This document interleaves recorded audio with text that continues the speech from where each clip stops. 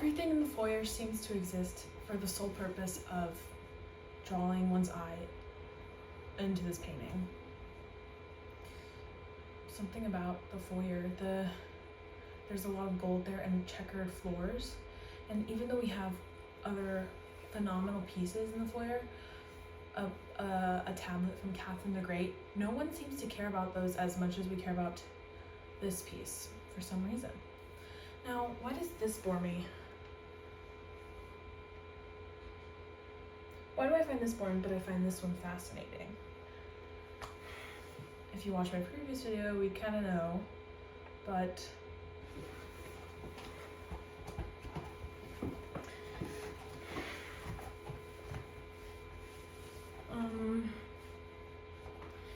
well, in this one, she's telling a story. Well, we'll come back to it. First, let's look at the one that bores me, because that's the point. The full painting is called Ariadne Abandoned by Theseus by Angelica Kauffman. Can't believe I'm about to do this. And you know, it's interesting because, I don't know, it looks beautiful here, but when I found myself telling the story, and and you'd think it's crazy because I'm an avid fan of Greek mythology, but this just, I think it's because I already know the story, and I watch people gazing at it and about how they're like, she doesn't need a man, like, because I tell them like this was a woman abandoned by Theseus. Theseus is, after he defeats the Minotaur, he sails away after promising to be her husband. And so here she is, like, grief-stricken, and everyone seems to go, oh, or like, Ariadne, get up, girl, you got this. And then I get to tell them, I'm like, but wait, and I'm rehearsing this because I've heard other people say it, other docents, and I'm like, but wait, did you know later in the myth Dionysus comes down and he sees this beautiful woman and he takes her up to Mount Olympus and he brings her up and he makes her a constellation, and it seems to lift people's mood. But I'm just like, I don't know, I told that, and I was like, this is just not exciting me, like, and it could be because I already know the story, like I said, but also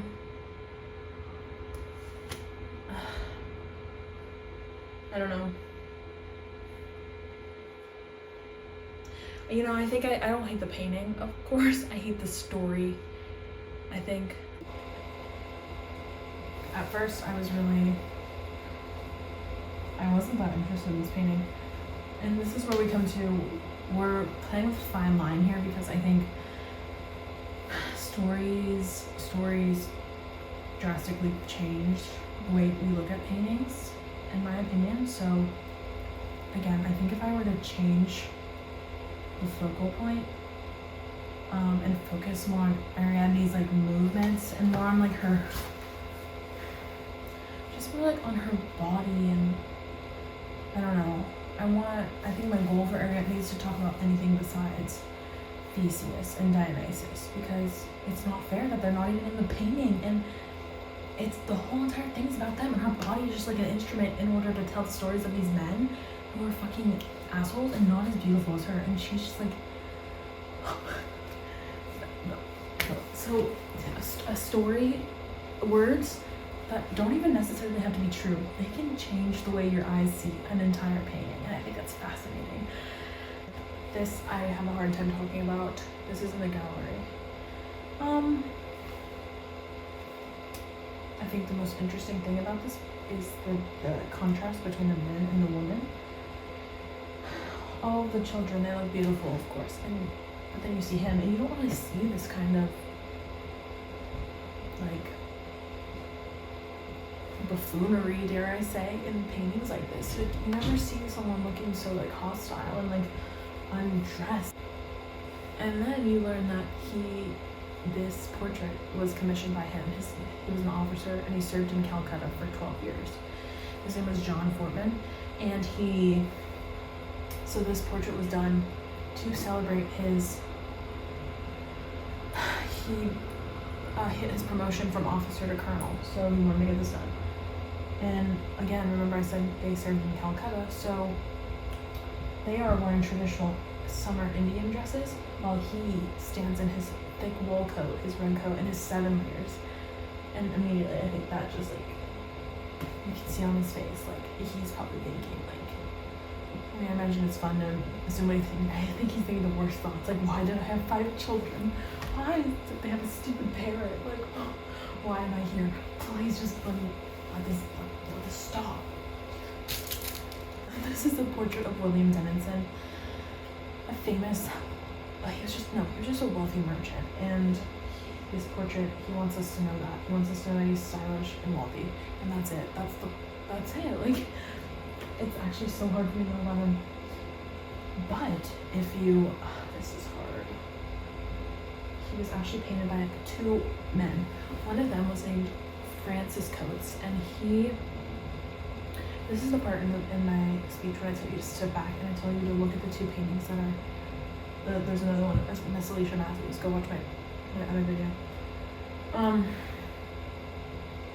They look so similar, and it's because Francis Coates and Sir Joshua Reynolds, the other one that painted that, they were friends, allegedly, and they both started the Royal Academy of Arts under King George III. And I just thought that was fascinating because their paintings look so similar. It's like, what? And then Francis Coates dies unexpectedly in 1770 before he can finish the painting. And a man named George Romney comes in. And it's said through an art historian / friend of George Romney that he finishes the face. He updates the facial features to make him look like the correct age since the time has passed. George Romney finishes the foliage of the trees and his feet, which you can't see, but whatever. So yeah, and then guess who's on the plaque? Whose name is on the plaque under the portrait? You think it's just George Romney? Isn't that fascinating? It's like, why would you do that to Francis Coates?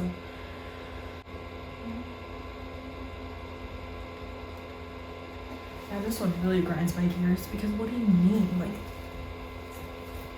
and I guess it's like, again, I think the story is that his name was attached to this, Andy Warhol, and he was immortalized for his paintings, but like, I think if you wiped his name off, you could put like a 4th grader on this, a random 4th grader in the world.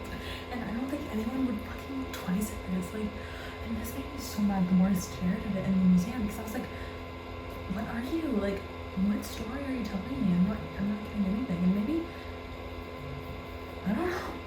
I hate to be a hater of art, of course, like, but like,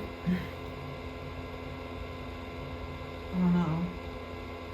It's just boring to me. And apparently he became known for like this monochromatic, repetitive style. Andy Warhol. I don't know, dude. It doesn't excite me. And then I hear Andy Warhol's name, and it just angers me because I'm like, what is this? Like, great, you drew some flowers and like they're big, like, oh, art king, like,